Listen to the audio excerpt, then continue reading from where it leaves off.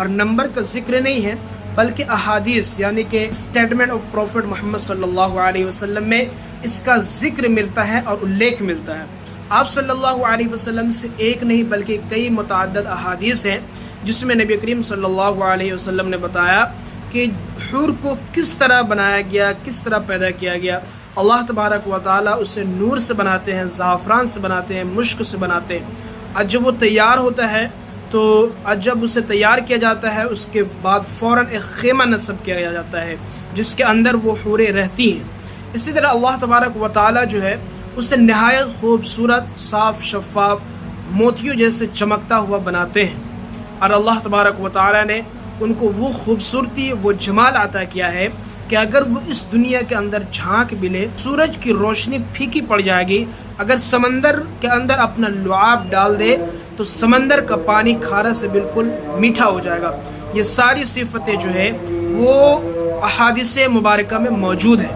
رہی بات 72 حوروں کے بارے میں، تو اس سلسلے میں جو ہے کئی احادیث میں 72 حوروں کا ذکر ہے، کچھ احادیث میں کچھ اور ذکر ہے، کچھ احادیث میں کچھ اور ذکر ہے۔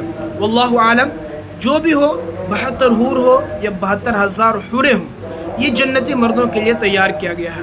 یہاں پہ ایک اور ذہن کو گندا کرنے کے لیے اور مسلمان عورتوں کو اور مسلم خواتین کو بہکانے کے لیے یہ کہا جاتا ہے، اعتراض کیا جاتا ہے کہ مردوں کے لیے تو جنت میں حور ہوں گی، عورتوں کے لیے کیا ہوں گی؟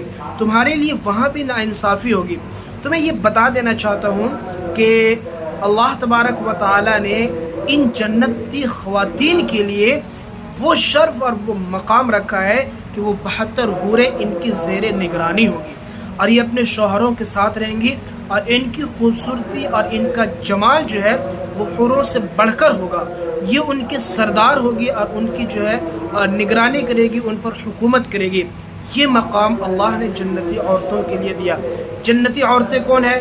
جنتی عورتیں وہ ہیں کہ جو اللہ پر ایمان لاتی ہے اور جو اللہ کا انکار نہیں کرتی ہے، شرک نہیں کرتی ہے، اپنے شوہر کے ساتھ خیانت نہیں کرتی ہے، اور اسی طرح اس کے مال کی حفاظت کرتی ہے، گناہ نہیں کرتی ہے، زنا سے پاک رہتی ہے۔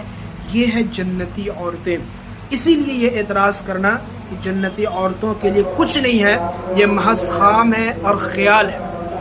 دوسری بات میں یہاں پہ ذکر کر دوں کہ اللہ تبارک و تعالی نے جو جنت بنایا ہے وہ اس لیے کہ مومنین جو یہاں پہ امتحان دے کر گئے ہیں، پہلے ہمیں یہ کانسیپٹ کلیئر ہونا چاہیے کہ اللہ تبارک و تعالی نے اصل جگہ جو ہمارے لیے بنایا ہے مسلمانوں کے لیے، یہ جو بھی ایمان لائے ہیں ان کے لیے وہ اصل جنت ہے، رہنے کی جگہ جنت ہے۔ اگر کسی کو انکار ہو تو مجھے اس سوال کا جواب دے دے کہ اگر دنیا ہمیشہ کے لیے ہوتا تو پھر یہاں پہ لوگ کیوں مرتے ہیں، کیوں ان کی وفات ہوتی ہے، کیوں وہ یہاں چھوڑ کر جاتے ہیں؟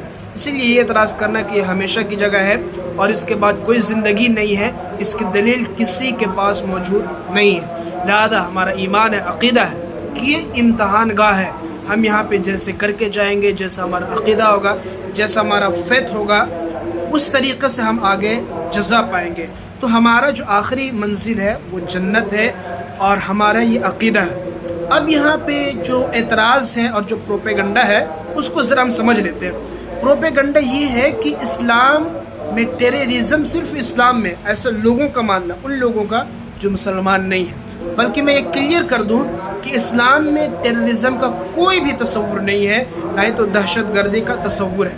کچھ لوگ جو ہے اس کو جو ہے قرآن آیات سے، جو جہاد کی آیتیں ہیں اس سے جوڑنے کی کوشش کرتے ہیں، لیکن میں بتانا چاہتا ہوں کہ کون سی ایسی کتاب ہے جو آسمانی کتاب ہو یا پھر دنیاوی کتاب، یعنی کسی مذہب کے لیے کہ جس میں کسی بھی یدھ کا، کسی بھی جنگ کا تذکرہ نہ ہو، بلکہ جو ہے کرسچینٹی میں، بائبل میں کروسیڈ کا تذکرہ آتا ہے، اسی طرح یہودیوں کے یہاں ہیکل کا تذکرہ آتا ہے، ہر چیز کا تذکرہ آتا ہے، جس میں جو ہے سلیمان علیہ السلام کی قوم جو ہے جنگ کی تھی، جہاد کیا تھا۔ جہاد کیا ہے؟ سمپلی قرآن میں اسی کانسیپٹ کو بیان کیا گیا ہے کہ جب اللہ تبارک و تعالی نے مومنوں کو حکم دیا اور مسلمانوں کو حکم دیا کہ جن پر ظلم کیا جا رہا تھا، آج بھی اگر مان لے کہ اگر ہماری حکومتیں جنگ کرتی ہیں تو کیوں کرتی ہے؟ وہ اپنے بچاؤ کے لیے، اپنے رکھاؤ کے لیے، اور اپنے جو ہے اپنے اوپر ظلم کو ختم کرنے کے لیے۔ لہذا ان آیتوں کو پروپیگنڈا کے تحت بدنام کرنے کے لیے صرف پیش کیا جاتا ہے۔ دوسری بات یہ ہے کہ دہشت گردی کا اسلام سے کوئی بھی تعلق نہیں ہے۔ مجھے حیرانی ہوتی ہے ان لوگوں پر جن کو یہ آیتیں یاد آ جاتی ہے، لیکن جہاں پہ اس آیت کا تذکرہ ہے کہ کسی بھی انسان کا قتل کرنا بغیر حق کے، یعنی کہ کوئی حق نہیں بنتا ہے، اور اس طریقے سے پرقول کرنا یہ کفر ہے اور ایک بہت ہی بڑا ظلم ہے۔ ہم ایسی چیز کو بالکل کنڈیم کرتے ہیں اور بالکل برداشت نہیں کرتے ہیں۔ دہشت گردی کا اسلام سے کوئی تصور ہے ہی نہیں۔ لہذا اگر کوئی شخص دہشت گردی کرتا ہے، کسی کو ناحق قتل کرتا ہے، کسی پر ظلم کرتا ہے، ظلماً قتل کرتا ہے، تو حکومت کو پورا اختیار ہے کہ بلا دین بلا مذہب دیکھے ہوئے اس کے ساتھ برتاؤ کرے، اتنی جرت نہیں کہ اس کی جو حمایت کرے۔ دوسری بات، کیا جو ہے یہ دہشت گردی مسلمانوں کے ساتھ ہی ہے، یعنی کہ مسلمان کے اندر ہی یہ دہشت گردانہ چیزیں پائی جاتی ہے؟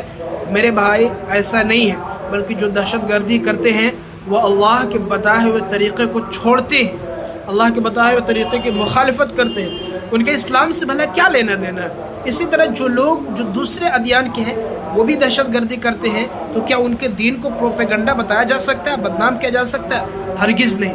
میرا یہ ماننا ہے کہ اس طرح کی فلمیں بین ہونی چاہیے، اور اس طرح کی فلمیں جو ہے ان پر بین لگنی چاہیے، اور صرف اسی پر نہیں بلکہ جن بھی مذاہب پر جو ہے ایسی چیزیں ڈاکومنٹری بن رہی ہے ان پر کلی طور پر بین لگنی چاہیے۔